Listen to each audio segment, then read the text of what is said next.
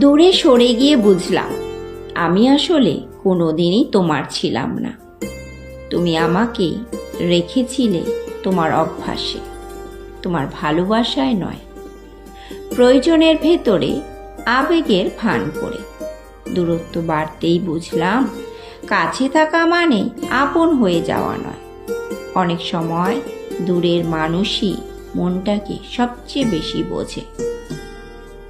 আমি ভেবেছিলাম সময় সব ভুলিয়ে দেয়, কিন্তু না, সেই সময়ই শেখায় কিভাবে না পাওয়া মানুষটাকে অল্প হাসির আড়ালে বাঁচিয়ে রাখতে হয়।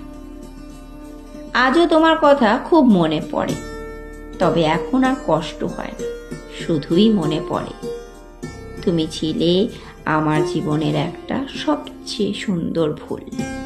কেমন লাগলো কমেন্ট করে জানি।